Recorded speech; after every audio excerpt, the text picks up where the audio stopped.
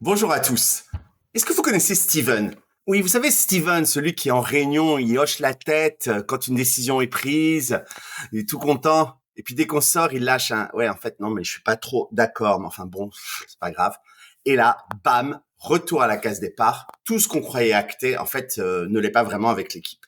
Bienvenue sur le troisième étage du modèle Lancioni, l'engagement. Alors une équipe qui se fait confiance, eh bien, elle n'a pas peur du conflit. Et une équipe qui a dépassé la peur du conflit arrive vraiment à s'engager sur une décision. Et c'est ça la différence entre une équipe qui avance et une équipe qui tourne en rond.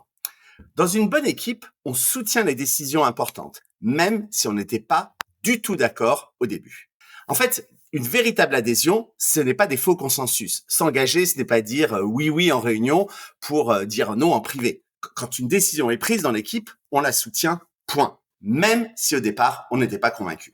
Et donc, une équipe mature, c'est une équipe où on débat, on challenge, mais une fois la décision actée, on avance ensemble. Fini les faux accords en réunion, et c'est là que le rôle du leader, votre rôle d'ailleurs, est clé. Si après la réunion, vous découvrez que tout le monde n'est pas vraiment aligné, vous devez dire OK, tout le monde revient, Steven n'est pas d'accord.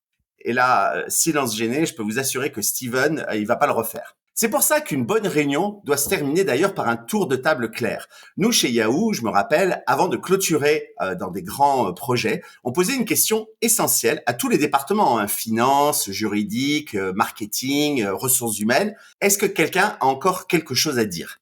C'était la même chose moi-même avec mes réunions d'équipe ou mes direct reports. Je leur posais la question, est-ce que quelqu'un, Steven, est-ce que tu as quelque chose à dire? Cécile, est-ce que tu as quelque chose à dire?